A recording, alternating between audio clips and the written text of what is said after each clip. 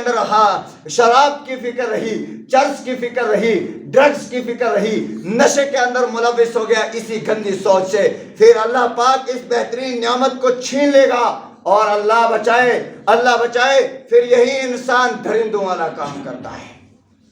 دوسری بات فرمائی کہ سر کے ارد گرد جتنے بھی چیزیں ہیں ان کی بھی حفاظت کر کے آنا، انہیں غلط استعمال نہ کرنا، ایسا نہ ہو کہ ان کو غلط استعمال کر کے آ جاؤ اور پھر تمہارا ٹھکانہ جہنم ہو۔ ان میں کیا ہے؟ آنکھ کی بھی حفاظت کر کے آنا۔ آنکھ اللہ تبارک و تعالیٰ کی بہت بڑی نعمت ہے۔ اب جاؤ اندھے سے پوچھ کے آؤ دن میں کتنے ٹھوکریں کھاتا ہے، دن میں کتنی مرتبہ گرتا ہے، پھر اسے اٹھاتے ہیں اور پھر گرتا ہے۔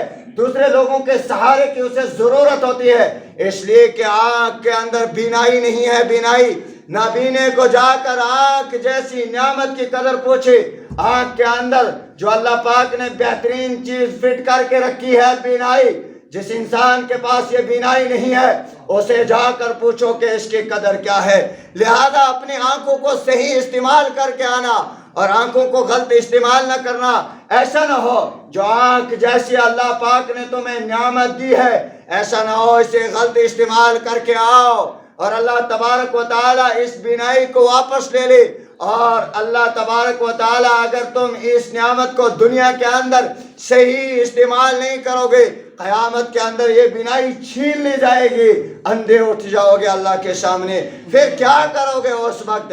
اس لیے آنکھوں کو صحیح استعمال کرو، صحیح کہ آنکھوں سے غلط نہ دیکھ کے آنا، بے حیائی نہ دیکھ کے آنا، بے شرمی نہ دیکھ کے آنا، غیر محرم عورتوں کو نہ دیکھ کے آنا۔ اور رات کو میرے جوان آدھی رات کے 2 بجے 4 بجے تک موبائل کے اوپر بے حیائی دیکھتے ہیں اور کمرے کے اندر دروازے کو بند کر دیتے ہیں اور کہتے ہیں کہ ہمارا دوست موجود نہیں ہے، ہمارا باپ موجود نہیں ہے، ہماری بہن موجود نہیں ہے، اب اس وقت ہمارے پاس کوئی نہیں ہے، میں ہوں اور میرے سامنے وہ ہے جس سے میں بات کر رہا ہوں، چاہے وہ عورت ہے جس سے اس کا نکاح نہیں ہوا، وہ غیر محرم عورت کے ساتھ اگر وہ بات کرتا ہے اور کہتا ہے مجھے کوئی دیکھتا نہیں ہے، میں تو کسی کو جانتا نہیں ہوں، میرے پاس کوئی موجود نہیں ہے، قرآن پاک میں اللہ تبارک و تعالیٰ نے اس کا جواب دے دیا اور کیا کہا؟ یعلم خائنۃ الاعین وما تخفی الصدور۔ سنو، یہ مت کہو کہ ہمیں کوئی دیکھتا نہیں ہے، یہ مت کہو کسی کو پتہ نہیں ہے، یہ مت کہو باپ کو پتہ نہیں ہے، یہ مت کہو بھائی کو پتہ نہیں ہے، اور جو کچھ میں کر رہا ہوں کسی کو پتہ نہیں ہے۔ نہیں، میں تمہارا رب یعلم خائنۃ الاعین وما تخفی الصدور، میں تو آنکھوں کی چوریوں کو بھی جانتا ہوں، میں تو تمہارے دلوں کے بھید کو جانتا ہوں، سینوں کے اندر جو تمہارے جذبات ہیں، جو تمہارے خیالات ہیں، ان سب کو میں جانتا ہوں۔ ارے تم کیوں کہتے ہو کہ ہمیں کوئی دیکھ نہیں رہا ہے؟ میں تمہارا پروردگار تمہیں دیکھ رہا ہوں، جس سے ایک ذرا چھپا ہوا نہیں ہے۔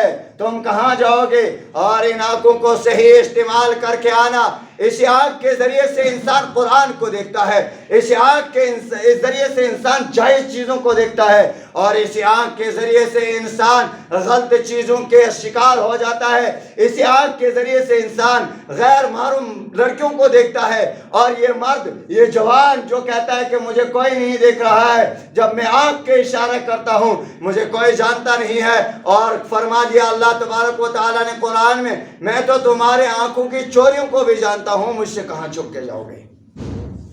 لہذا فرما دیا اللہ کے رسول صلی اللہ علیہ وسلم نے اپنی آنکھ کی بھی حفاظت کر کے آنا۔